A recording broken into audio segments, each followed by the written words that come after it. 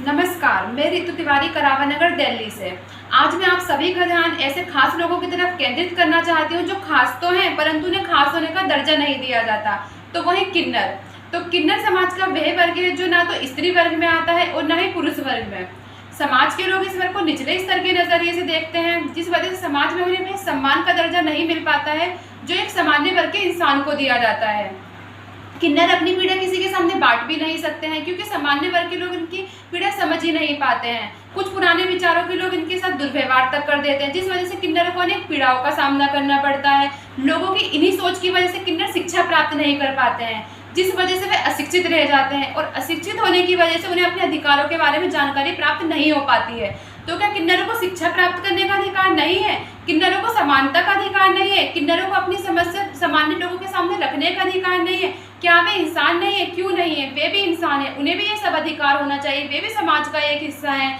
उन्हें अपना जीवन यापन करने के लिए अनेक संघर्ष क्यों करने पड़ते हैं? उन्हें अपना जीवन यापन करने के लिए अलग अलग तरीके से काम की खोज करनी पड़ती है क्योंकि सामान्य वर्ग के लोग उनके किन्नर होने की वजह से उन्हें काम ही नहीं देते हैं।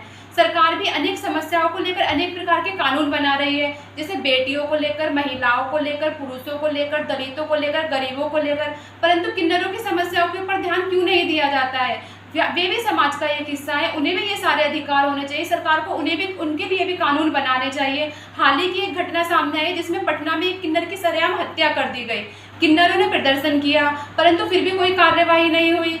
ऐसी ही एक घटना दिल्ली में भी सामने आई है जिसमें किन्नरों के गुरु की हत्या कर दी गई। बदमाश स्कूटी पर फरार हो गए परंतु इसके ऊपर भी कोई कार्यवाही नहीं करी गई।